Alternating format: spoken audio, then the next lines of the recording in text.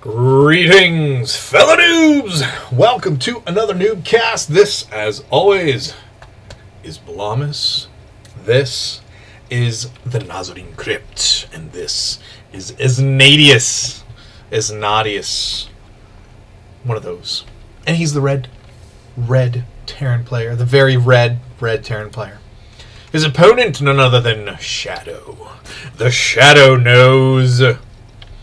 Shadow bringing us some more reps from wherever. I don't know exactly where they're coming from. They're coming from his PC! Are you platinum? Nah, man. This is gold. Gold Z versus the T. Oh, he is plat. Look at that. So, Shadow is gold, going up against a platinum Terran. Should be fun. Muy interesante, man.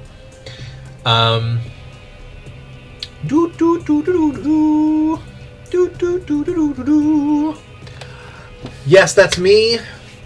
Thinking of what to say next.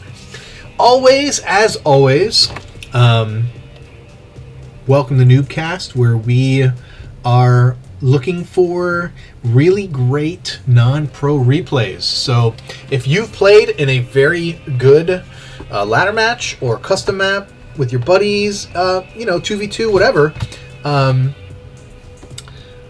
I want your replays. And what we mean by good games are non-turtley,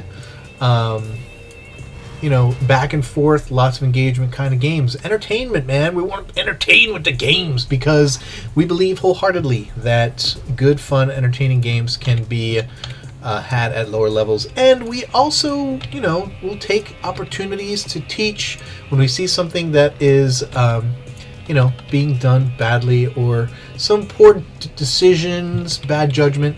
Those kinds of things, I think, is what we specialize here at NuubCast. Not necessarily, all the in-depth game knowledge and strategic knowledge, but more decisions, more game decisions, when to do things, why we do them, and trying to make the best in-game decisions that we can. I'll be the first to tell you that I'm a noob, just like everybody else, just like everybody watching. I am only in the gold level, only in the gold league. Although I'm convinced it's a mechanical thing. It has nothing to do with my game knowledge or strategic knowledge. Just my hands' inability to do what my mind tells them to do. Which happens when you're old like me. And this SCV, deciding instead of killing drones, wants to attack the hatchery. And he will be driven away in fear by the scary, scary drone. Terran player, looks like he's going to go for a 1-1-1 build or some kind of fast blue Hellion. We'll see. He's getting double gas. He's already got his barracks out. No tech lab or reactor as of yet. Getting some Marines out to protect against any early aggression from the Zerg player. Orbital command is finished. More SCVs being produced. And we'll have to see exactly what is going to be done when this factory finishes. Is he going to build a starport and then lift it off? Is he going to lift it off and put it on this reactor here at the front of the base to make Hellions? Time will tell. Here goes the immediate starport. So are we going to see lots of bio with some medvacs? Are we going to see some Banshee harass? Time shall tell. The double gas makes me think that we're getting a tech lab on the factory, so we could see an immediate swap here, and probably what we are going to see is the starport get swapped with the factory, and we're going to see Marines and some Banshees. That's my guess. Oh no. What in the world? Okay. Gonna make some tanks and some siege tanks. Not exactly what I thought, obviously.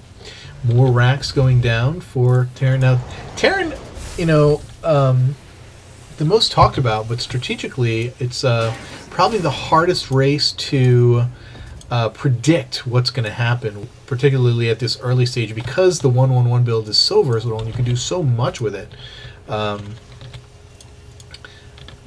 Or, you know, this is gold, so Ignatius is not necessarily going to be doing the things that you would expect a pro player to do. So it looks like he is going to do Banshee and Tank with Siege and some Marines. We'll have to see what he's going to do with this other barracks. I mean, he could throw a Tech Lab on that. We could have Tank, Banshee, Marine, Marauder, which would be pretty freaking strong composition, if you ask me. We'll just have to see what he's going to do here. Third base down for Shadow. Shadow not scouting at all. Content to have a Ling at this tower and just go into this build blind. I do not like that at all. Now, granted, it's very hard to get a scout on Terran in particular because of the wall off and the inability for Zerglings to get out. Looks like it's just going to be a harassing Banshee. Oh no, we've got more coming out. So it's going to be harassing Banshee, harass/scouting Banshee, and Banshee that is going to go out with the army. But again, you know, Overlord right over here sees everything. Right here, sees this stuff, knows exactly what's coming. And we are getting Marauders. It is going to be a mix bio. Now this is the 1-1-1 push that we are all so afraid of. The 2 tanks with Siege, lots of Marines. And usually if you have 2 medvacs, that's the ideal push there. But there is a Banshee with the group here, so should be interesting. There is a Spine, Banelings, and Zerglings coming out, and whoa, Shadow droning in the face of this attack. Completely droning. He's got a couple of Roaches. And the Zerglings get out before... Oh my goodness, Banelings completely wasted on the tanks, not on the Marines. Shadow is in trouble. It's going to be very, very hard for him to... What? Ignatius, is he pulling back? What is he doing? Not sieging up. Okay, finally sieging up. And here come just in time for the 14 Zerglings to push out here. Morphing into Bane, all of them morphing into Banelings. I am confused here. I do not like this play. I do not like it at all. For Shadow. I think, especially now that he's completely off creep, Banelings are going to catch a few Marines. A few more Marines going to go down. And the Roaches are going to kill 1 tank, but the Marauders have arrived with the Banshee, and they're going to do all kinds of damage. Drones now coming out to attack for Shadow. And another tank joining Ignatius's sieged up tank out here. And all of those drones... Did he go back to mining? Yeah, he went back to mining.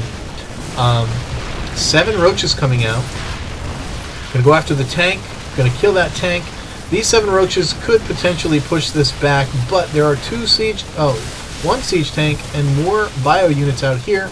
Drones coming out, getting surround, and tank goes down. Roaches are pretty good, man. Roaches are pretty good. More Roaches coming out. Lings coming out now. I gotta tell you, I'm surprised that Shadow is even in this game. And the reason probably why he's in this game... Oh, never mind. Scratch that. He's getting drones over here now. He's droning up at his third base. A little bit of a contain now here for Ignatius, but he is continuing to do what something like this is meant to do, which is to force the Zerg to make units.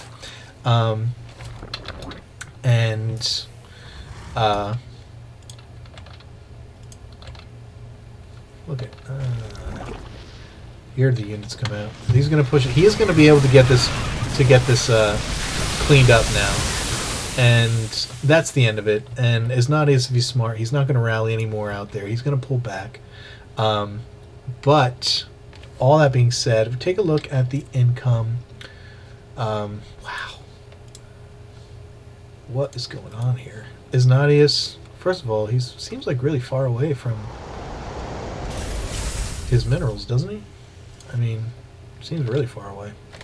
But in all of that, even having lost a bunch of drones, Shadow able to keep things somewhat even, getting his Evo chamber back up, getting more gas, Hydralisk Den out now, getting that range upgrade for the Hydras. Shadow showing a pretty resilient play here, but what I'm trying to figure out is if it's just a serious lax on the part of the Terran, because it seems like he had a lot of money and he wasn't macroing that well, but while he was attacking. But I could be wrong on that. But I definitely want to commend Shadow for his resilience and just hanging in there, because that would have been a pretty daunting and discouraging battle. But he kept his... See, this is interesting. He's got his layer tech at his natural, which is I've seen it happen. I saw it happen actually yesterday at the IPL, which I didn't really quite understand, but one of you Zergers can explain it to me and correct my ignorance. I can't see Shadow doing any kind of counter here, so it looks like both of these guys are going to macro up here, which of course is only going to benefit Shadow because he has that third base, because Esnadius is actually mining out of his main, and his natural came up pretty late considering what was going on. Generally, when you move out to do an attack like you saw Esnadius do, the decision you want to make there is to expand immediately. You want your command center going down as your troops are moving out, so that if your attack failed, Banelings kill indestructible rocks. That's extremely inefficient use of Banelings. I don't think he meant to do that. I think he just kind of 1-8 into the rocks. But yeah, look at this. Fourth base going down for Shadow. Gotta like that. We see Terran, slight food advantage, nothing major. He does have the +1 armor. And man, this is a little bit choppy right now. I'm curious as to why that is. I'm actually going... I was considering pausing for a second. My FPS is kind of low right now. He's moving in. He's going to take out the third. Very good idea. He knows that there. Stims up, moves in, going to easily take out this base. But because of the positioning, if Shadow is wise, he's going to be able to move this army in behind those... Oh, he's not going to do it. Big mistake as far as I'm concerned. He had the tanks open. He could have moved right in, could have killed everything. But instead is forced to... Oh, look, unburrowing the Banelings. Which again was probably a mistake. Could have left... Oh, he does have a Raven with him, so wouldn't have mattered. He can still go in and kill everything, though. Oh my goodness. This positioning is so bad for Esnadius, because he could just go in and kill the tanks first. Get surround on them. More Banelings being morphed. Shadow is +1 armor. Doesn't look like he has any attack upgrades as of yet. He does have attack plus on the Banelings. Gonna come in from the flank, but all the Banelings are in the back. Oh my goodness. But the tanks have unsieged, so if he moves in now, he can actually take advantage of it. Only one sieged tank in the background. Banelings, very poorly executed attack by Shadow, but it is going to be effective. Very inefficient. But because of the just sheer number of units that he has, he's going in here and he's going to be very effective. Hydras have such good DPS.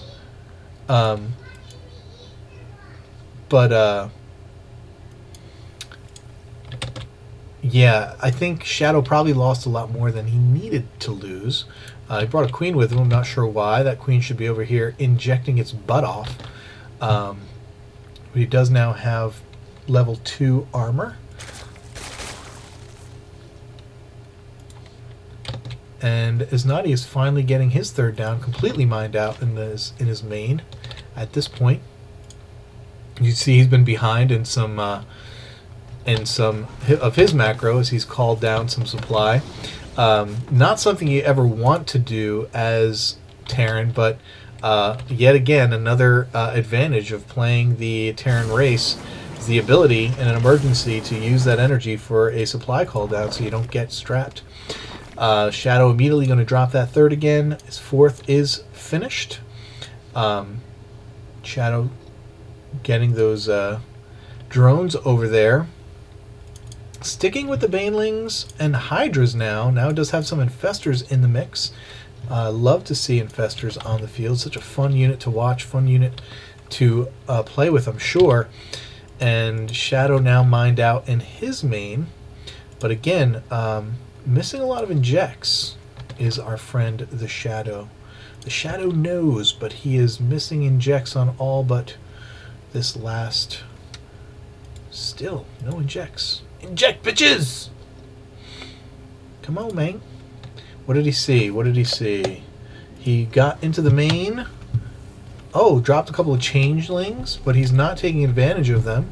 He could be moving them down into the low ground. Not doing that. Needs to have overlords around the map. He needs to know about this base. If Shadow could move in and kill this right now, game is won. And I mean that. He would win the game outright. As it stands, he's a little bit ahead in food. And lots of roaches coming in from all the bases. Queen finishing up here at the third. He's injecting at the third and the fourth, but is completely missing them at the main and the natural. Like, he's just not using those bases to produce. Is he going to load up? Does he have the upgrades for Baneling drops? He does. No, he doesn't have Ventral Sacs. He does have the Overlord movement speed, though. Lots of Banelings, few Infestors for Fungals, I'm guessing, on the... what are they doing? It looks like those roaches are trying to eat that Hydra. Nom, nom, nom, nom. Oh, great. More Banelings being morphed. Looks like he just wants to roll in here and kill everything. Now we have a lot of Marauders, which are going to soak up a lot of that Baneling damage. Looks like there's an equal number of Marines and Marauders. More tanks coming out, more medevacs coming out. We're seeing +2/+2 on the upgrades for Terran. Pretty much keeping up with the the Zerg. And oh my goodness, is Stim coming out out of position. And again, the Banelings in the back. Not paying enough attention to where your units are, but it looks like once again Shadow going to completely overwhelm this Terran force, and now going to be able to move in with this Hydra Roach army and basically clean up everything. Roaches are going to tank, Hydras are going to provide the DPS. We do see some Fungals going off on the tanks, though probably not even necessary at this point.